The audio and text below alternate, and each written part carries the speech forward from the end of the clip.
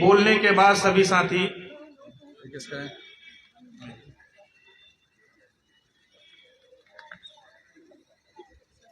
साथियों,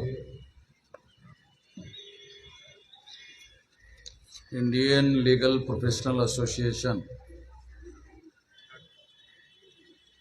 इस संगठन का प्रथम राज्य अधिवेशन उत्तर प्रदेश में हो रहा है। इस अधिवेशन में तमाम अधिवक्ताओं के द्वारा अपने विचार आप लोगों के सामने अभिव्यक्त किए गए हैं। सभी लोगों की, सभी वकीलों की बात सुनने के बाद मैं अपनी बात कंक्लूडिंग करने के लिए, समापन करने के लिए आपके बीच में उपस्थित हूँ। साथियों, इस अधिवेशन के लिए 5 विषय चर्चा करने के लिए रखे गए।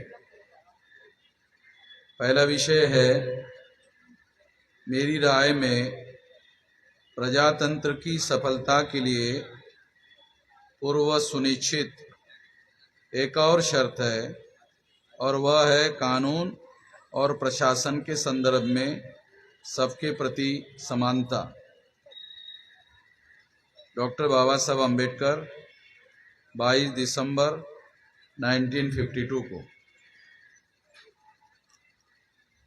दूसरा विषय है, ये विषय जो लिखा है, लिखने में कुछ ऐसा लगता है कि सही तरीके से नहीं लिखा गया है। ये कानून और प्रशासन के संदर्भ में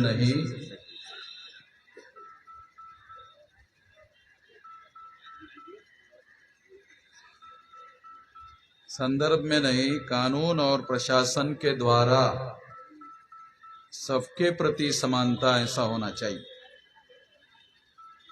संदर्भ में नहीं, कानून और प्रशासन के द्वारा सबके प्रति समानता, ये होना चाहिए। क्योंकि जो प्रशासन है उसके नागरिकों के साथ, सभी नागरिकों के साथ प्रशासन का व्यवहार समानता का होना चाहिए। दूसरा है, मत देना, इसका अर्थ ही यही होता है कि वह विचार अभिव्यक्ति की एक कृति है। इसलिए मतदाताओं का विश्वास प्राप्ति हेतु ईवीएम मशीन के साथ वीवीपीएटी जोड़ना आवश्यक है। सुप्रीम कोर्ट 8 अक्टूबर 2013 का फैसला। तीसरा है, जनता के मौलिक अधिकारों की सुरक्षा हेतु वकीलों का राष्ट्रव्यापी संगठन बनाना आवश्यक है, एक चर्चा। चौथा है, मूल निवासी बहुजनों के आज़ादी के लिए वकीलों का देशव्यापी संगठन बनाना पूर्व शर्त है। पांचवा है, वकीलों की राष्ट्रव्यापी संगठन बनाए बगैर संविधान तथा मौलिक अधिकारों का संरक्षण नहीं हो सकता। तमाम विषय यहाँ रखे गए। साथियों,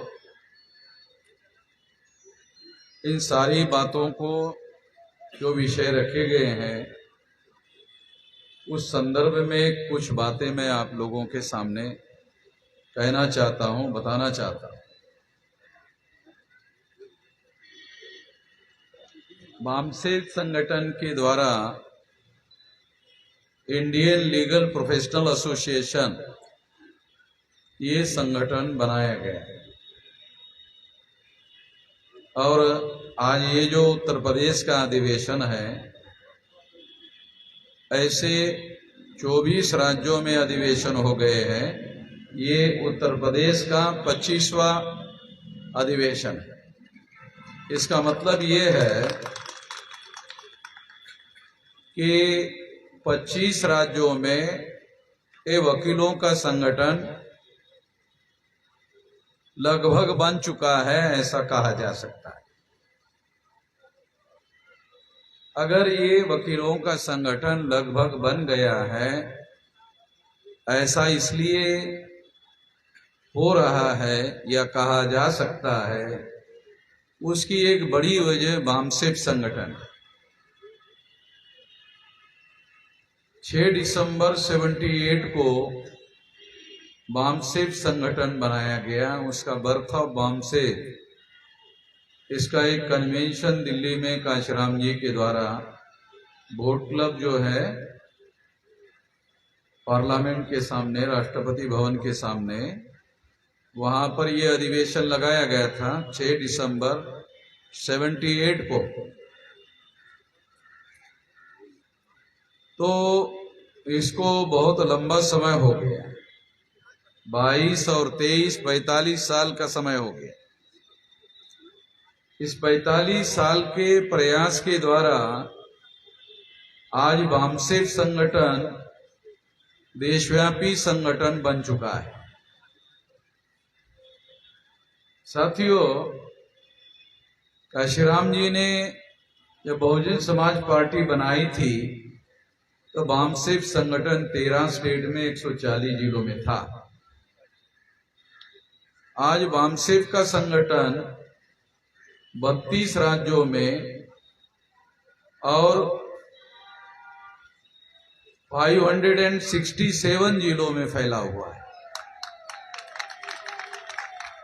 और 2000 दिसंबर 23 तक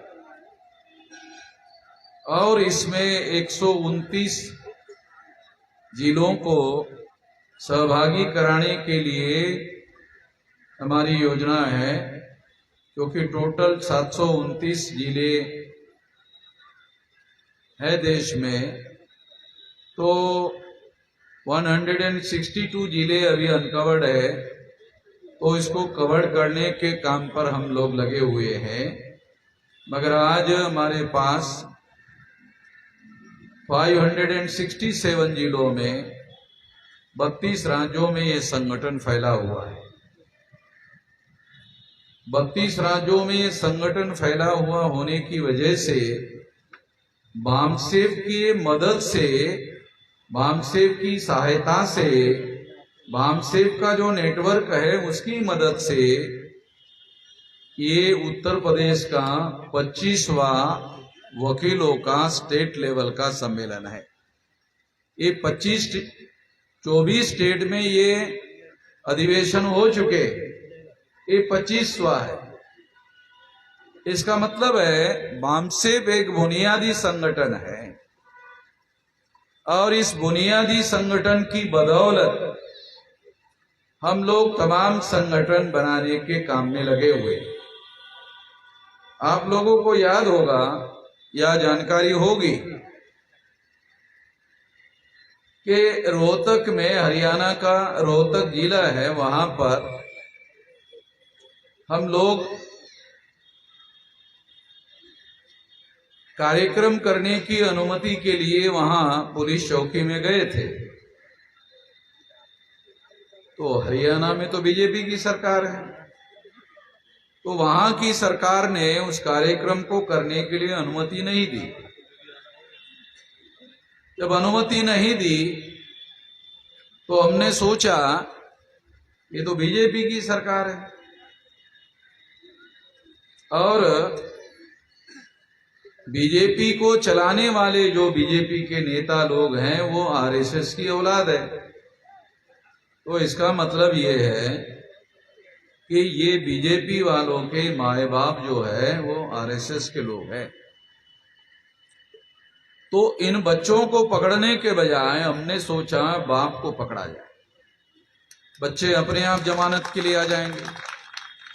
आपको वकीलों को जमानत के बारे में बोलने की क्या जरूरत है, आपको मालूम है जमानत क्या होता है। तो हमने प्लान बनाया कि हरियाणा के सरकार का विरोध प्रदर्शन करने के बजाय हमने विरोध प्रदर्शन नागपुर में करने का प्लान बनाया। तो 6 अक्टूबर 2022 को हम लोग नागपुर में गए और नागपुर में आरएसएस के हेडक्वार्टर को घेरने के लिए 4.5 लाख लोग इकट्ठा किए। जब 4.5 लाख लोग इकट्ठा किए तो वहां पुलिस कमिश्नर मुझे मिलने के लिए आया। पुलिस चौकी में उन्होंने मुझे डिटेन करके रखा था।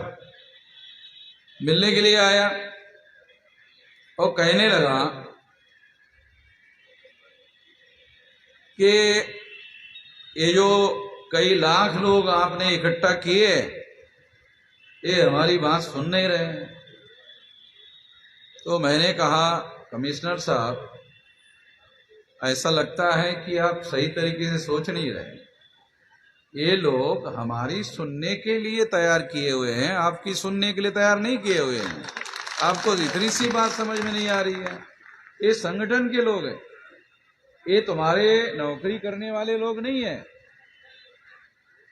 ये सिंपल बात आपको, आप मतलब आईपीएस ऑफिसर सीनियर है इसलिए कमिश्नर है, तो ये आपको बताने की मेरी जरूरत नहीं होनी चाहिए, मगर आपको बताना पड़ रहा है। तो ये लोग मेरी सुनने के लिए आए हुए हैं। आप बोल रहे हैं आपकी सुनने रहे, तो आपकी क्यों सुनेंगे? फिर दूसरा सवाल उसने किया कि अब आपका आगे क्या करने का इरादा है। उसके दिमाग में ये था कि मैं ये आरएसएस के हेडक्वार्टर को घेरने के लिए इधर आया हूं, तो इतने लाख लोग लेकर आप आरएसएस के हेडक्वार्टर को घेरने के लिए जाओगे, हंगामा करोगे, हिंसा होगी, ये होगा वो होगा, उसके दिमाग में थी बात। तो अब आगे आप क्या करना चाहते हो? तो मैंने कमिश्नर साहब को कहा, अब इतने सारे लोग जो है वो आपकी सुन नहीं रहे, तो आपको ये पता होना चाहिए कि वो लोग केवल मेरी सुनना चाहते हैं। तो आप बोले एक वीडियो बना दो, मैं आपका वीडियो उन लोगों को सुनाता हूं। मैंने कहा, मुझे लगता नहीं कि आप कोई समझदारी की बात कर रहे हो, तो इसलिए मैंने कहा इस तरह से ये बात नहीं होगी। और फिर उसको पुलिस चौकी में डिटेन करके रखा हुआ था, तो मुझे छोड़ दिया। छोड़ने के बाद में वो आंदोलन जो है, वो आंदोलन शांतिपूर्ण तरीके से हमने पूरा किया। उसके 8 दिन बाद हरियाणा के रोहतक में जिस पुलिस चौकी में हमने कार्यक्रम के लिए और आर्टिकल संविधान के 19 के तहत जो मौलिक अधिकार है, जो फंडामेंटल राइट है, जो हमारे समाज के बहुत सारे लोगों को मौलिक अधिकार और अधिकार में क्या फर्क है यही समझ में नहीं आता, कि मौलिक अधिकार में और अधिकारों में क्या फर्क होता है, यही हमारे लोगों को समझ में नहीं आता। तो उसके 8 दिन बाद, नागपुर के कार्यक्रम के 8 दिन के बाद, उसी कार्यकर्ता को मैंने उसी पुलिस चौकी में भेजा। वही इंस्पेक्टर था कि हमको रोहतक में कार्यक्रम करना है। तो कहा बैठो। अरे भाई 2 चाय ले आओ। इंस्पेक्टर ने कहा बैठो और 2 चाय ले आओ। तो वो जिस इंस्पेक्टर ने जिस कांस्टेबल को कहा, वो इंस्पेक्टर के कान में लगा कि साहब ये यही वो आदमी है, वो परमिशन के लिए आया था, आपने उसको भगा दिया था, उसको आप चाय पिला रहे हैं। तो इंस्पेक्टर ने उसको कहा कि तुमको जो बताया गया है उतना करो, जाओ तुम चाय लेके आओ। और उसको बिठाया और कहा कि आप कार्यक्रम करना चाहते हैं, कर लो, हमारा कोई एतराज नहीं। तो हमें मालूम है कि ये जो आरएसएस के लोग हैं, बदमाश लोग हैं, उनकी बटन कहाँ है। तो आरएसएस का वहां हमने बटन दबाया नागपुर में, तो हरियाणा में लाइट जला। समझ रहे क्या? ये लाइट जो साला इधर बंद हो गया था, हमने बटन दबाया नागपुर में और लाइट जला हरियाणा के पुलिस चौकी में। कहा कि ले जाओ, कार्यक्रम परमिशन करो। तो साथियों, मौलिक अधिकार जो बहुत सारे हैं, एक अधिकार नहीं है। अभी हमारे वकीलों ने बताया, चैप्टर नंबर 3 में फंडामेंटल राइट बहुत सारे हैं, उसमें मैं ऐसा मानता हूं आर्टिकल 19 सबसे बड़ा मौलिक अधिकार है। क्यों?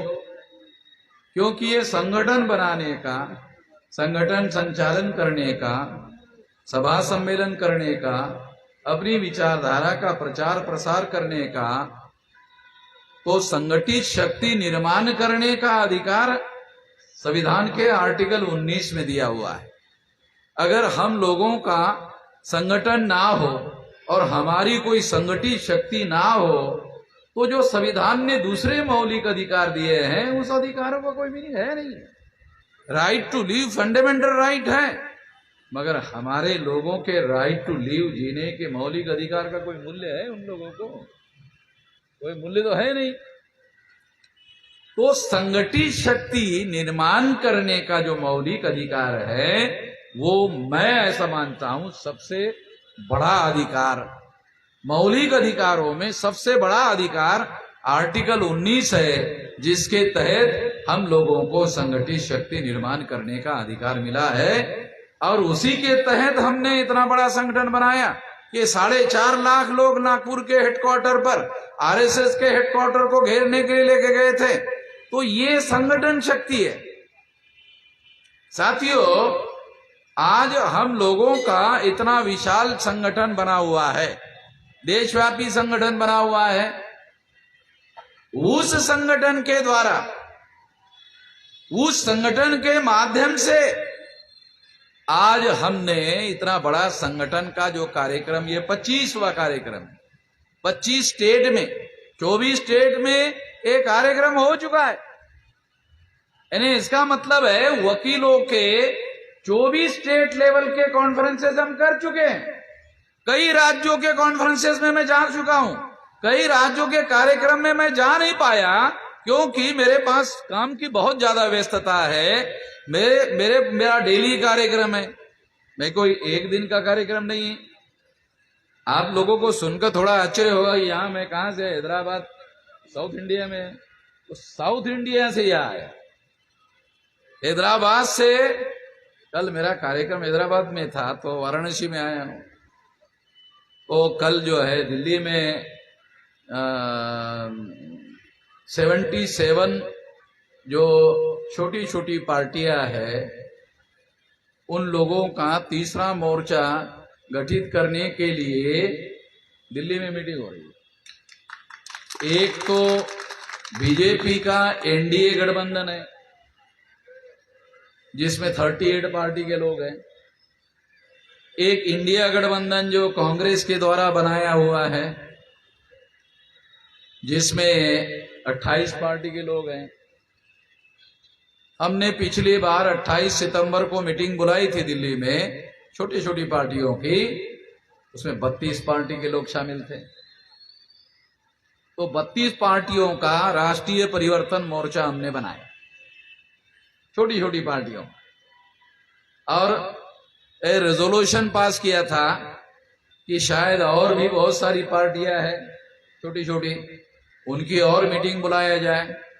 तो 31 तारीख को यानी कल मीटिंग बुलाई गई है, उसमें 77 पार्टी के लोगों को बुलाया गया।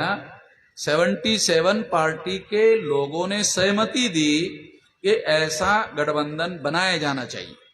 तो SC, ST, OBC और माइनॉरिटी, इनके ये संगठन है। छोटी छोटी पार्टियां है, ज्यादा नहीं है, बहुत बड़ी, मतलब किसी का संगठन 1 जिले का है, 2 जिले का है, 4 जिले का है, और किसी का संगठन 1 स्टेट का है, किसी का 2-3,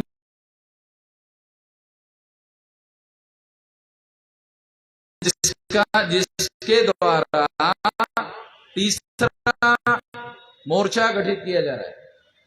ये 32 पार्टियों का 28 सितंबर को राष्ट्रीय परिवर्तन मोर्चा बनाया जा चुका है। अब 77 पार्टी के लोग दिल्ली में कल इकट्ठा हो रहे हैं। मैं ये बात इसलिए आप लोगों को बता रहा हूं क्योंकि जो 2024 में लोकसभा का चुनाव होने जा रहा है, ये भी हम लोगों के भविष्य के दृष्टि से एक महत्वपूर्ण इवेंट्स है, महत्वपूर्ण मुद्दा है। और इसमें हम लोगों को, खास तौर पर SC, ST, OBC माइनॉरिटी के लोगों को यूनाइटेडली इसमें हस्तक्षेप करने की जरूरत है।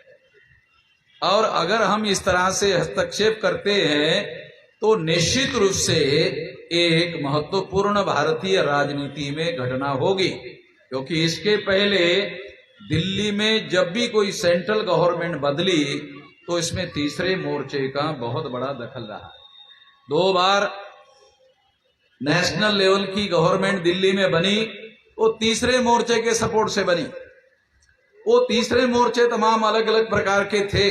ये जो तीसरा मोर्चा हमने अभी बनाया है, ये SC ST OBC माइनॉरिटी के लोगों का विशेष बात है।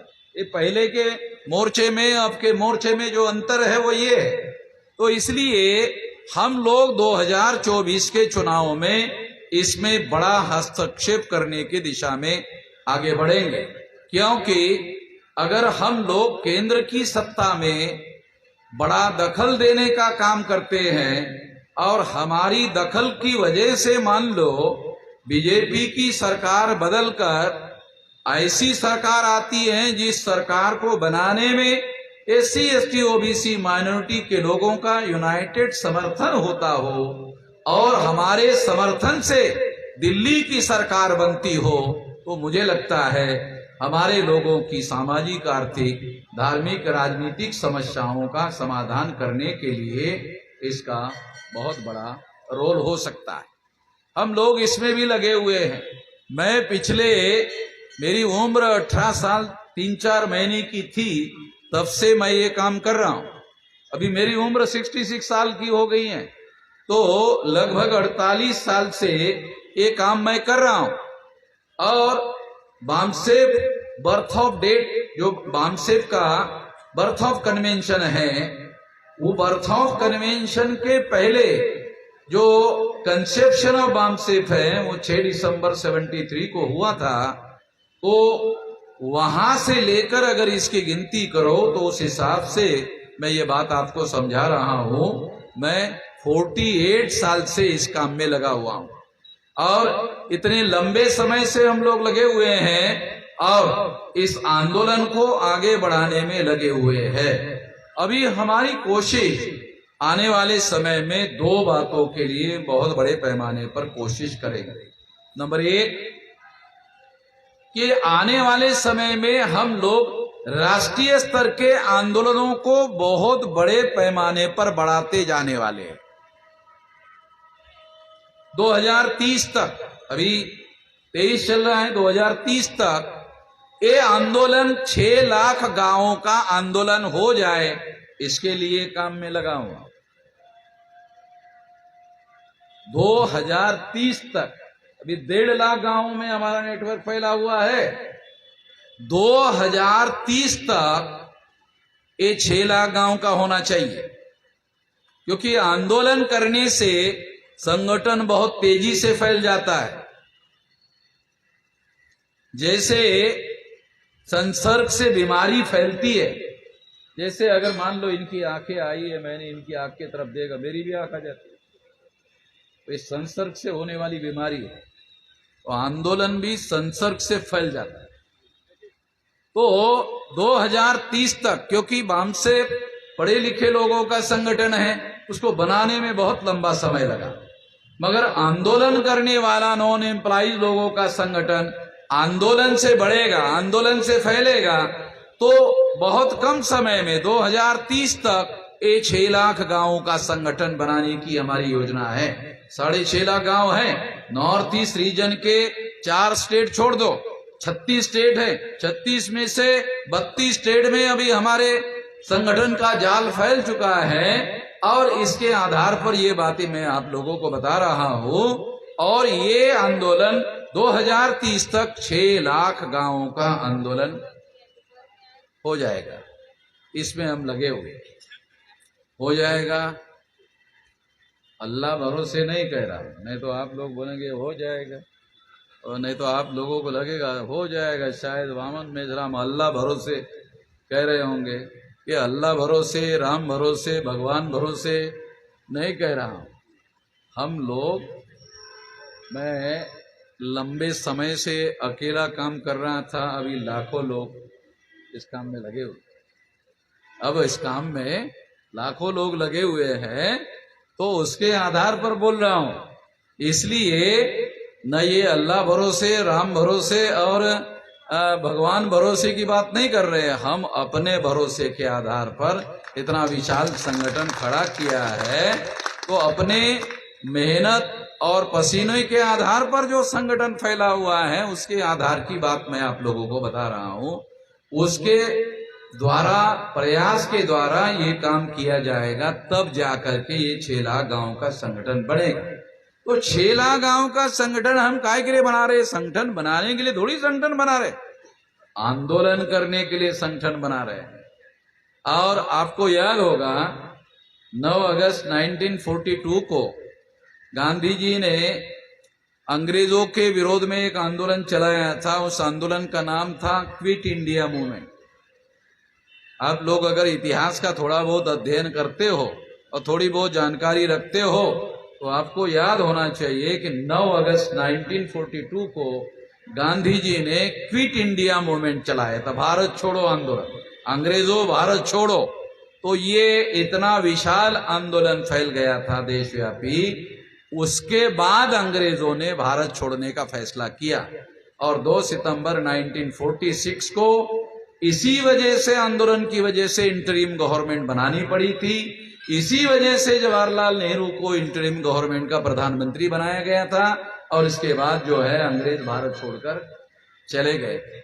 साथियों, हम लोग देशव्यापी आंदोलन इसलिए कर रहे हैं कि अंग्रेजों के गुलामी से इस देश के ब्राह्मण आजाद हो गए।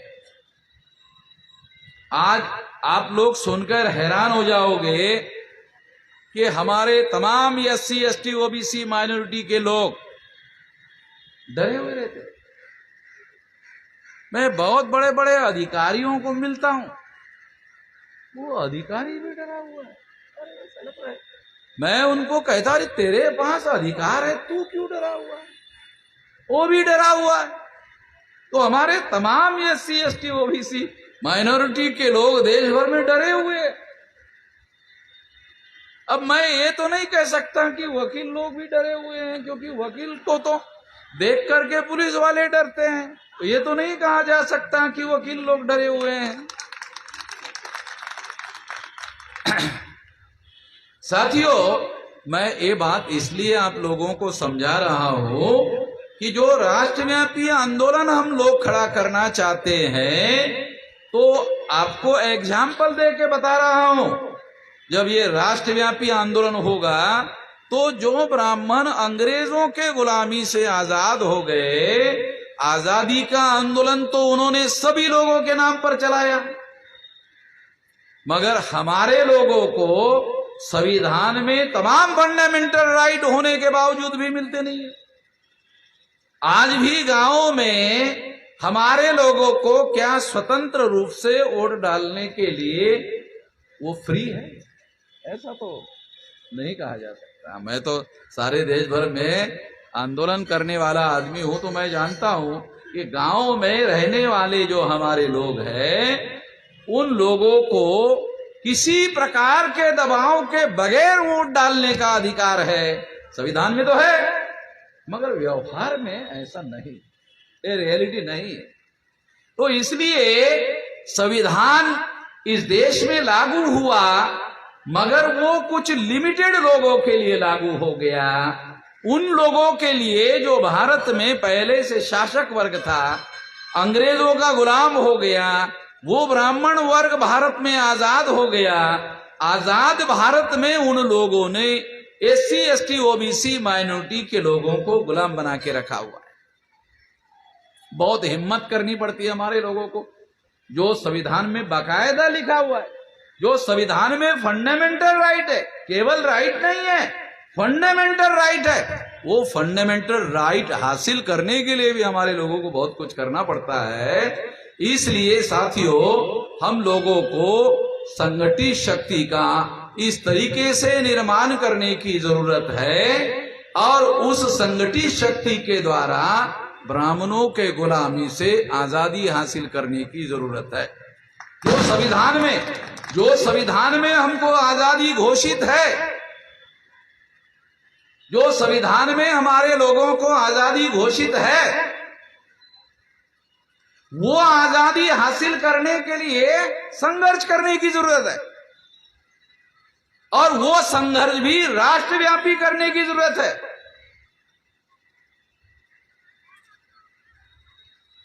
कई दिनों से मेरे पास टेलीफोन आते रहते हैं।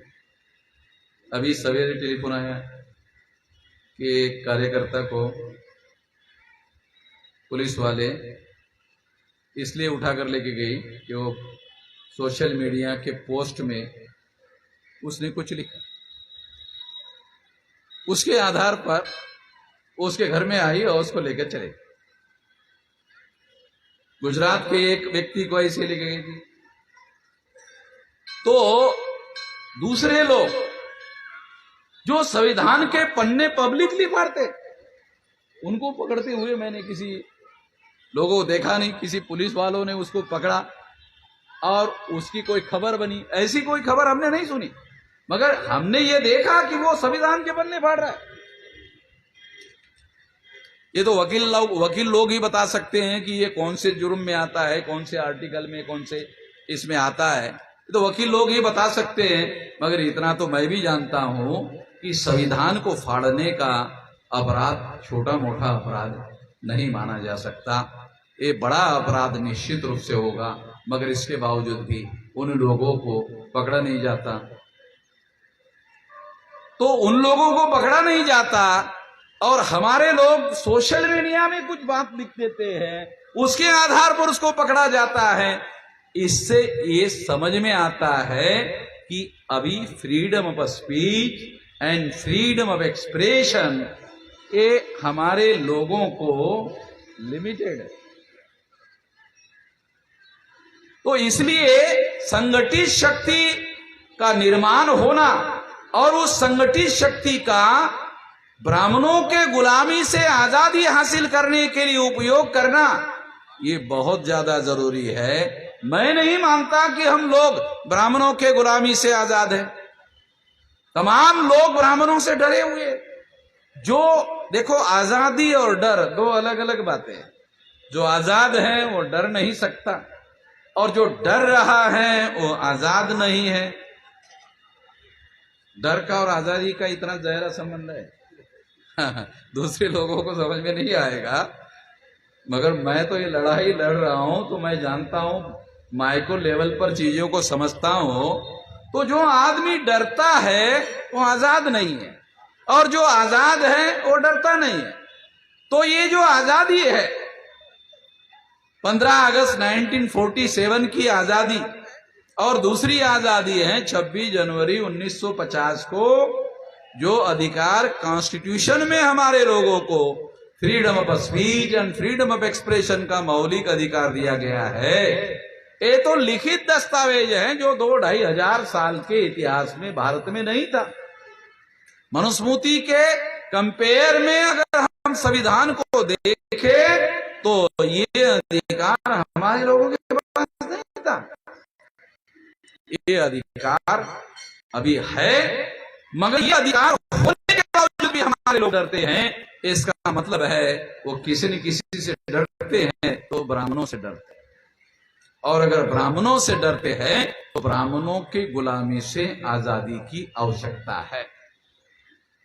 और इसलिए ये लड़ाई इस देश में लड़ने की जरूरत है। और इसलिए हम लोग 2030 तक एक 6 लाख गांव का संगठन बनाने में लगे हुए हैं, और 2030 को 6 लाख गांव का आंदोलन चलाएंगे। 6 लाख गांव का।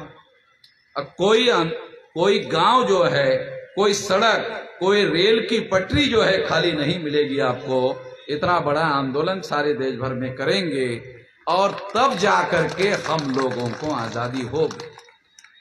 ऐसा हम लोगों को करना होगा, और इसके लिए हम लोग एक बहुत बड़ा संगठन शक्ति का निर्माण करने के काम में लगे हुए हैं। जब ये बड़ा आंदोलन चलाया जाएगा, ये विशाल संघर्ष करने वाला आंदोलन चलाया जाएगा, तब वकीलों की बहुत ज्यादा जरूरत है। ऐसे स्थिति में वकीलों की बहुत ज्यादा जरूरी होती है। आप लोगों को एग्जाम्पल के लिए बता रहा हूं, अंग्रेजों के विरोध में आंदोलन करने वाले जो लोग थे वो लगभग वकील थे और बैरिस्टर थे। गांधी जी बैरिस्टर थे, जवाहरलाल बैरिस्टर थे, बाबा साहब अम्बेडकर बैरिस्टर थे, और न जाने कितने नेशनल लेवल के जो लीडर थे वो छोटे मोटे वकील नहीं थे बल्कि बैरिस्टर वाले वकील थे। LLB वाले वकील होते हैं, बैरिस्टर वाले वकील होते हैं।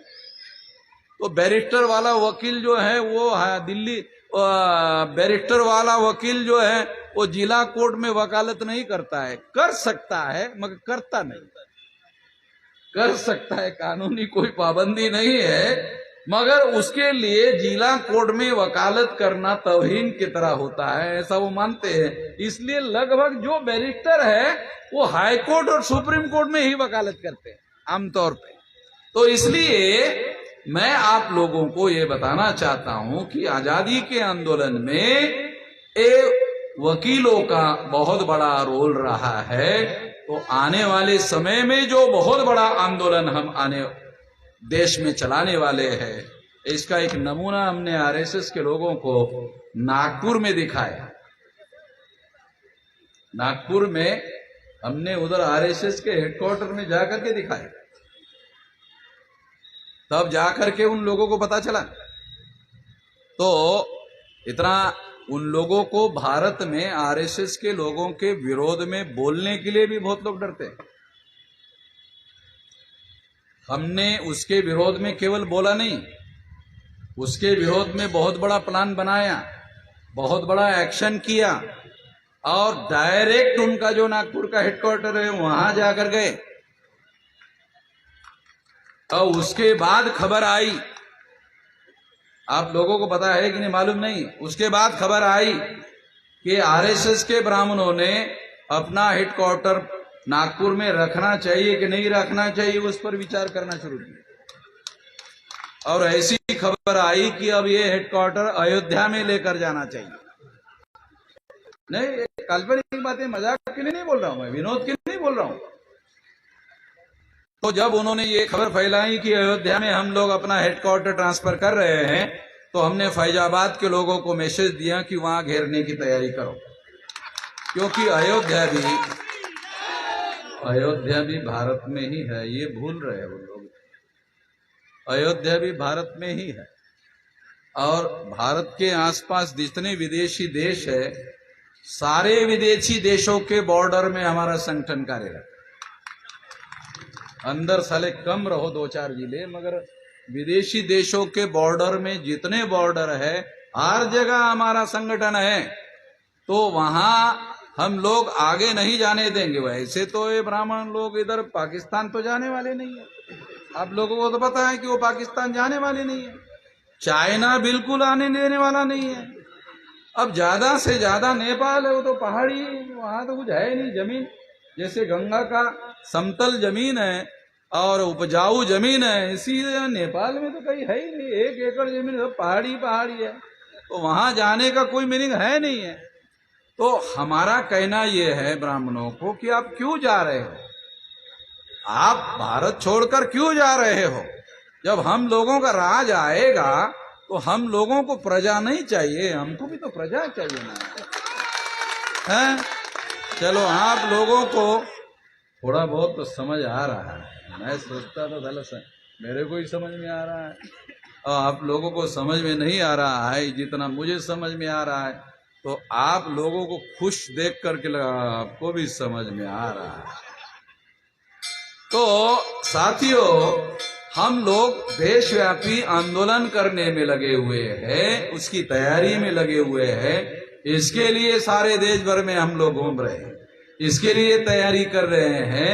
तो इस तैयारी में मैं ये चाहता हूं, इस तैयारी में हम लोगों को वकीलों की बहुत ज्यादा जरूरत लगेगी। इस बात को ध्यान में रखते हुए खास तौर पर इस साल वकीलों के संगठन का अधिवेशन ले रहे देश भर में। ये 25वां अधिवेशन है, 25 स्टेट में, 32 स्टेट में हमारा संगठन है।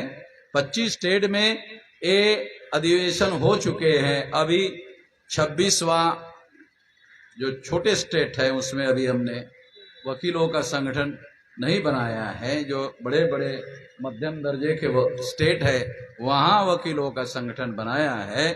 और उत्तर प्रदेश के खास तौर पर हाई कोर्ट से जो वकील यहाँ आए हुए हैं, हाई कोर्ट के वकीलों ने यहाँ आपके यहाँ उत्तर प्रदेश के अधिवेशन में शिरकत करके ये आंदोलन को आगे बढ़ाने के लिए साथ सहयोग देने का जो वादा किया, मैं उन सब लोगों का बहुत बहुत हृदय से धन्यवाद ज्ञापन करता हूँ।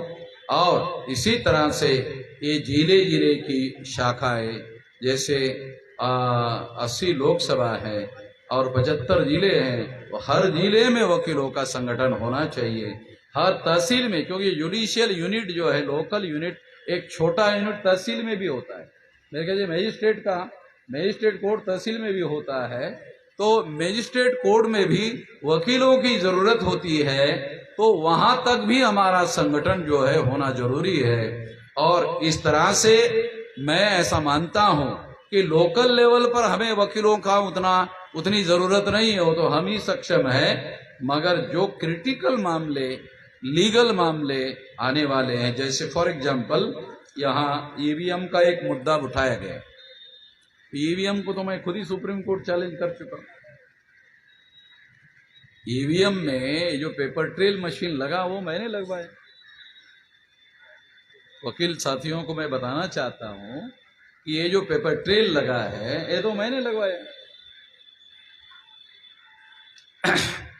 तो सुप्रीम कोर्ट में जो ईवीएम मशीन को चुनौती देने का काम मैंने किया और मेरे ही कोर्ट केस में ये पेपर ट्रेल लगाया गया है।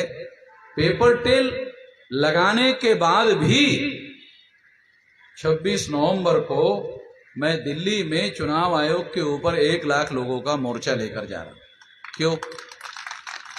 क्योंकि पेपर ट्रेल लगाना एक बात है और पेपर ट्रेल में जो पेपर का वोट डाला जाता है उसकी गिनती करना दूसरी बात है। तो पेपर ट्रेल लगाने का क्या मतलब है? 4,500 करोड़ रुपया पेपर ट्रेल लगाने के लिए खर्चा आ रहा है। चुनाव आयोग ने मुझे लिख कर दिया 4,500 करोड़ रुपया पेपर ट्रेल मशीन लगाने के लिए खर्चा आ रहा है। तो मैंने लेटर लिखकर चुनाव आयोग को पूछा, काहे के लिए 4,500 करोड़ रुपए खर्चा कर रहे हैं जब आप गिनती नहीं कर रहे हो? पेपर ट्रेल में पड़े हुए जो कागज के वोट है अगर उसकी गिनती नहीं करते हो तो ईवीएम मशीन में जो इलेक्ट्रॉनिक वोट है जो आंखों से दिखाई नहीं देता, पता कैसे चलेगा चोरी हो रही? पता तो आंखों से वोट दिखाई देगा तब पता चलेगा। ये तो बहुत सारे लोगों को मालूम ही नहीं है ईवीएम और पेपर ट्रेल। इसका कंपेयर क्या है पता नहीं है। बहुत सारी बातें है कि ईवीएम मशीन में जो वोट डाला जाता है वो तो आंखों से दिखाई नहीं देता। पेपर ट्रेल में कागज दिखाई देता है मगर उसकी गिनती नहीं होती, और अगर गिनती नहीं होती तो ईवीएम मशीन के अंदर घोटाला होता है, पता कैसे चलेगा? ये बहुत माइक्रो बातें हैं। ये लड़ाई लड़ने के लिए जो लड़ाई लड़ेगा उसको ये माइक्रो बातें जो पकड़ में आएगी, समझ में आएगी, अन्यथा समझ में नहीं आएगी। इसलिए साथियों हम लोग इस लड़ाई को लड़ रहे हैं। ये जो ईवीएम मशीन है इसने क्या किया? ईवीएम मशीन ने क्या किया जानते हो? ईवीएम मशीन में बाइपोलर सिस्टम डेवलप किया। अंग्रेजी का शब्द है बाइपोलर, द्विदलीय सांसदीय जनतंत्र, उसको अंग्रेजी में कहते हैं बाइपोलर। ये जो द्विदलीय सांसदीय जनतंत्र है उसमें एक पार्टी ब्राह्मणों की है और दूसरी पार्टी ब्राह्मणों की। ब्राह्मणों की वोट संख्या 3.5% है, तो 3.5% की रूलिंग पार्टी है, 3.5% की ही अपोजिशन पार्टी है। कांग्रेस जाती है तो बीजेपी आती है, बीजेपी जाती है तो कांग्रेस आती है। एक ब्राह्मण जाता है तो दूसरा ब्राह्मण आता है, दूसरा ब्राह्मण जाता है तो पहला ब्राह्मण आता है, राजा राम जाता है तो सीताराम आता है, सीताराम जाता है राजा राम आ जाता है। साला सीताराम के जाने से और राजा राम के आने से हमें कोई फर्क ही नहीं पड़ता है, क्योंकि सिस्टम वैसे के वैसे ही रहता है। तो इसमें हमारा कोई इंटरेस्ट नहीं है। ये ब्राह्मणों का अल्टीमेट कब्जा हो गया। ये बहुत कितने लोगों को समझ में आता कि ब्राह्मणों का केवल कब्जा नहीं सेंट्रल गवर्नमेंट पर, ब्राह्मणों का अल्टीमेट कब्जा हो गया। एक ब्राह्मण जाएगा दूसरा ब्राह्मण आएगा। इसका मतलब है आप बहुजन बहुजन बहुजन बहुजन बहुजन चिल्लाते रहो, मगर सरकार उन्हीं लोगों की होती रहेगी। तो अल्टीमेट कब्जा हो गया है। ये ईवीएम मशीन की वजह से ऐसा 2004 2009 में कोई पेपर ट्रेल मशीन नहीं था, बगैर पेपर ट्रेल मशीन से चुनाव हुआ। 2004 में कांग्रेस ने बहुमत हासिल किया, 2009 में कांग्रेस ने बहुमत हासिल किया। अडवाणी और नरेंद्र मोदी और भाजपा के लोगों ने ईवीएम का मामला उठाया और कांग्रेस ने और बीजेपी के लोगों ने आपस में मिलजुल कर समझौता किया कि आप इस मामले को मत उठाओ। अडवाणी ने कहा नहीं, आपकी बात नहीं सुनेंगे, मामला उठाएंगे। कांग्रेस ने कहा मत उठाओ, इसके बदले में घोटाला करके तुम सरकार बना लो। हमने 2 बार घोटाले से सरकार बनाई, हम लोग कबूल करते हैं कि घोटाले से बनाई। सुप्रीम कोर्ट ने खोटी कहा।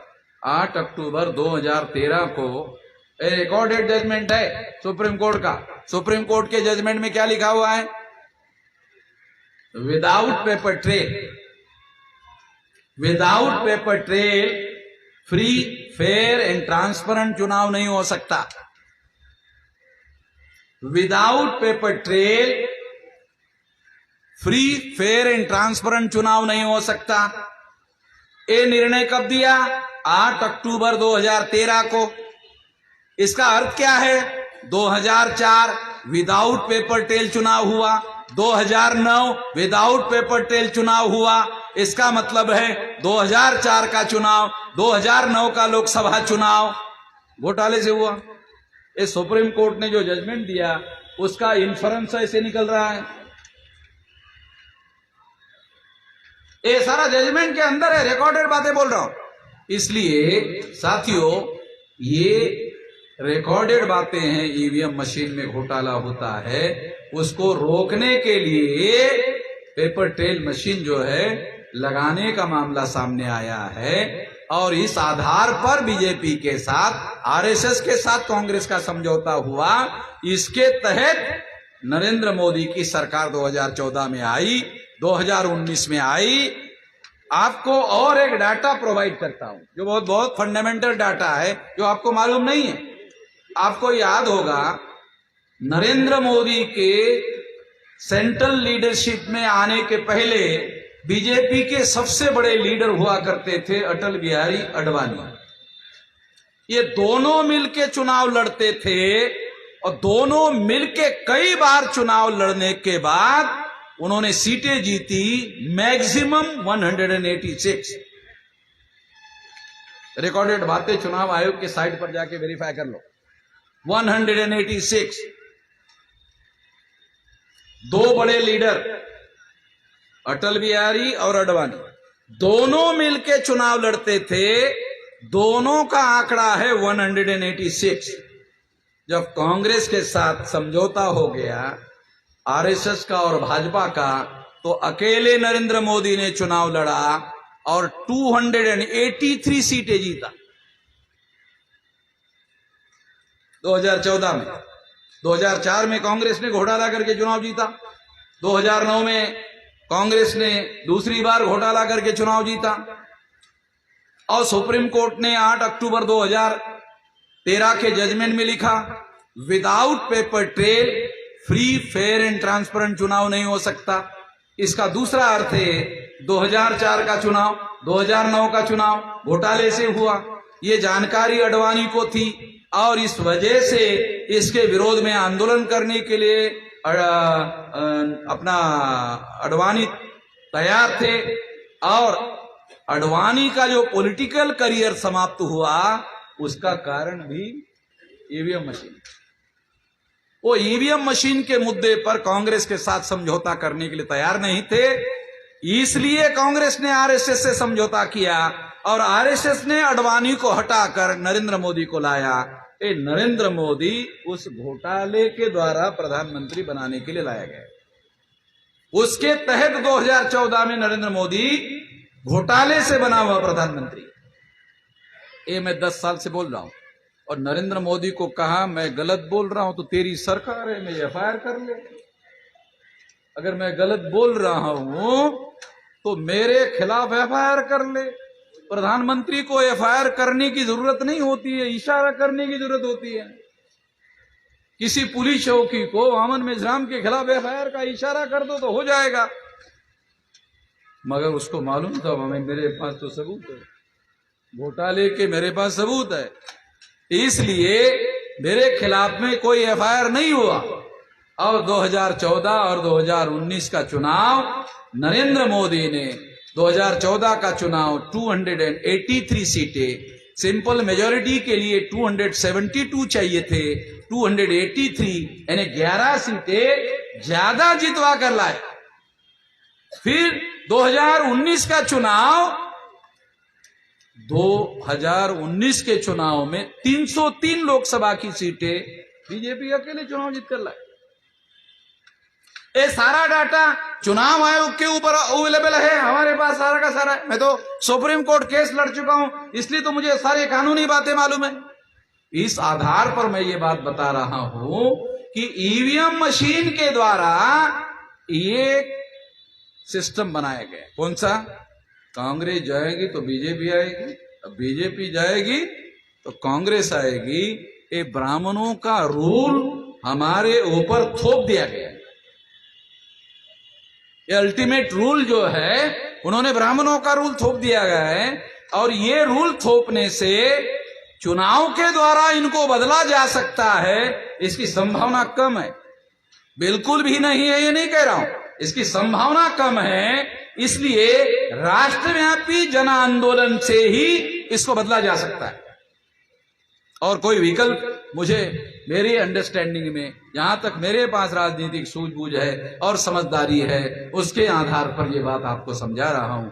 इसलिए मैं राष्ट्रव्यापी जन आंदोलन की तैयारी करने के काम में लगा हुआ हूं और इसीलिए इस बात को ध्यान में रखते हुए वकीलों का संगठन हम लोग बना रहे हैं। और मैं ऐसा मानता हूं कि आने वाले समय में ये वकीलों का संगठन प्राथमिकता के स्तर पर सारे देश भर में, सारे जिलों में, जितने जिलों में वामसेफ संगठन है उतने ही जिलों में वकीलों का, तहसीलों में भी वकीलों का संगठन हम लोग बनाएंगे, योजनाबद्ध तरीके से बनाएंगे। संगठन बनाने के ही हम मास्टर है, हम लोग संगठन बनाने के ही मास्टर है। काशीराम जी से संगठन बनाने का ही हुनर हमने सीखा है। तो संगठन ही किसी भी शासित वर्ग को शासक वर्ग में रूपांतरित कर सकता है, ये रहस्य जानना जरूरी है। कोई भी शासित वर्ग संगठन के बल पर ही शासक वर्ग में रूपांतरित हो सकता है। इसलिए सबसे ज्यादा समय संगठन बनाने पर हम लोग लगा रहे हैं। आप सभी लोगों का इस काम में साथ सहयोग मिलेगा, इस आशा और विश्वास के साथ आपने मेरी बात ध्यान से सुनी, इसके लिए आभार, धन्यवाद।